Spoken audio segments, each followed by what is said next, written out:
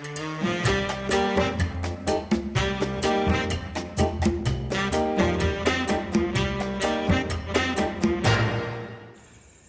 welcome back to stories. The first one called Watch Out. Watch out. Didn't Flip Wilson used to say that? Watch out, girl. Watch out, honey. This story is a little bit different than the previous stories. I don't know if you believe in a higher calling or divine intervention or if you're spiritual, but this one sort of goes there. This happened back in March. I was at a nearby shopping center around the corner, been there hundreds of times, running an errand. I get in my car and I'm thinking which way to go home. There's two options. I can either go straight down Broadway, the front entrance exit, or the side entrance exit. I'm about halfway in between. I thought, let's just take the usual exit. Now there's a service road down the center of this parking lot. It's an outdoor shopping center, big parking lot. There's a service road, goes right down the center from north to south, from the buildings in the top back to the highway up front. The plan is I'll just take the service road straight down, make a right, and on my way. That's what I decided to do. Car in motion, and I'm approaching the top of the service road. And as I do, I hear a voice, and the voice says, "Watch out, be careful. Watch out, be careful." This voice is coming from me. It's in my head. So now I have two thoughts in my head. The first is, watch out, be careful. Watch out, be careful. And the second thought is, why is there a voice in my head? I haven't quite made it to the service road, so my next thought is, maybe I should take the side exit. There's still time, I can turn around. At this point, I'm approaching the top of the service road and I can see straight down to the highway. There's nothing there. So I proceed. From top of the service road to the bottom, it's maybe 400 yards. About halfway down, there is an intersection. So traffic on either side of the parking lot can enter or exit onto the service road. The service road has the right of way. People coming from the sides have stop signs. I'm now at the top of the service road going straight down south. I'm approaching the intersection at the middle. And off to the right, I can see a car that is going towards the intersection. It's not a wide angle. He's not coming perpendicularly to me. It's a much shorter angle, so I can see him, but I can see the car. I can see him. I can see the driver. He's going to the intersection. He's barreling towards the intersection. Okay. I've been warned. I start slowing down. By the way, this all takes place in a relatively short amount of time. Little wind picking up. A short amount of time-wise, maybe the whole thing is 20 seconds. I see the guy. I see the car coming. I see the driver. And I start slowing down even though I have the right of way. As we approach this intersection, he's got the stop sign. I now stop in front of the intersection, and at the very last minute, he looks over, he finally sees me, he slams on the brakes. Puts the hands up, my bad. Now, I was in an accident 2.5 years ago. This was the Trader Joe's parking lot down the street. A woman broadsided me. She T-boned my car with her minivan.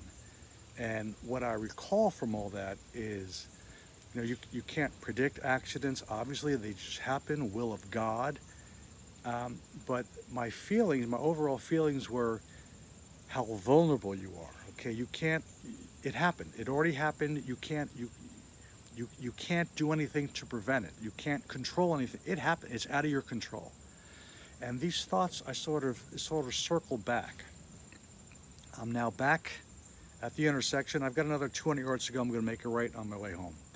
But I'm now on the last 200 yards. I'm now reviewing what just happened in my mind.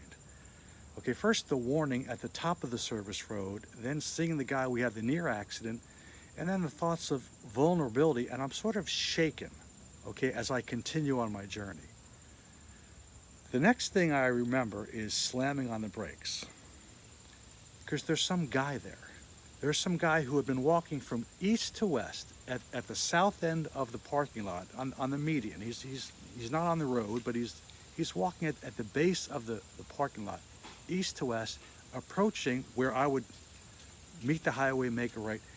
He obviously sees me. I don't see him. He stops because he sees this driver who's not paying attention. And I slam on the brakes, and it's me this time who gives the, geez, oh my God. This all reminds me, you hear about stories, it's particularly women as they enter an elevator, okay? The doors open and they see some guy, some strange guy, and they have like the sixth sense, something, they have a voice in their head that says, don't get on that elevator. It's, I'm glad that there were no incidents, obviously, last March when this all happened. And I guess if you hear something, if there is a voice in your head, if you're compelled to take a different route, I would say, listen. That's story one.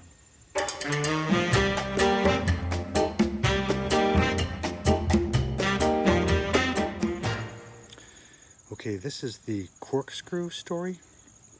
I had a corkscrew, just a simple, small plastic corkscrew that I kept in the kitchen, but off to the side over by the pencil sharpener, the pens, and the drawer with the stamps, away from the high traffic, the food prep area. And when I needed it, it was always there. And one day I went to reach for it, and it was gone. Where'd it go? This happened about 2 years ago, before I had Bella. So, if it was during Bella, I would assume one thing Bella does is she picks things up from one area and she drops them. This was before Bella, so it was gone. Because I'm a man of means, I went to the Amazon, and $3 later I had a new one. But I always wondered what happened to the old corkscrew. Have I mentioned that I compost? I've been composting for a while. In the backyard, I have 2 retaining walls, an upper and a lower one. And decades ago, the upper one just fell over. I saved the boards, and I sort of built this wall, backside of the yard on the right side, so it kind of blends in. And I've been composting for a while. To compost, you generally need 3 things, and one is the organic stuff. And in the fall, when the leaves start coming down, then I start bagging when I mow. So you get the grass clippings, you get the leaves and the leaves, and the mower mulches it, and I bag it and I put it in there. And other things I add pretty much every day. I add something. Peels from oranges, bananas, potatoes. You can put eggshells in there. In fact, the cartons that the eggshells I buy come in from the Aldi, they come in a cardboard container. Rip them up, put them in there. The toilet paper tube, you can put that in there. You can put coffee grounds, you can put the coffee filter. Over the years, you learn what can go in, what can't go in. So the first thing you need is some kind of organic matter. The second thing you need is water, and the rain pretty much takes care of that. And the third thing it needs is air. Now, if you've done any looking into composting, you may have seen you can buy it's like a bin with a handle on the outside, and the handle is to turn. That's what puts the air in the compost pile. What I use, and this is how long I've been doing it, for Father's Day, decades ago, Karen one year got me a pitchfork. And so as part of my routine, as I do the lawn in spring and summer, early fall, first I cut the lawn, then I edge the lawn, then I get the leaf blower out and make it look nice. Then I get the pitchfork and go to the backyard and I turn the compost pile. So one day, a couple of years ago, I was doing just that. I was turning the compost pile, and I see something shiny in the compost pile. So I take a closer look, and it was the corkscrew. How did it get in there? Did I once open a bottle of wine and hate the bottle so much that I took the corkscrew? Here's what I think happened. I make the roasted veggies every week, and one thing I add to the roasted veggies is a vinaigrette that I get from the Aldi. But the packaging is such that you can't just twist it off. You need to cut it off. And on the corkscrew, there's a little knife attachment where what I used to get the seal off the vinaigrette. So what I think happened was I did just that. I used the corkscrew, got the seal off, and just put the corkscrew down. And then when I was done, you know, it's a small mess. It's a big mess. It's got all the peels of the potatoes and the ends of the summer squash and the eggplant. So I sort of I must have gathered it all together and included the corkscrew, took it out to the compost pile, and mystery solved. So now, in addition to an extra toothbrush charger, I have an extra corkscrew.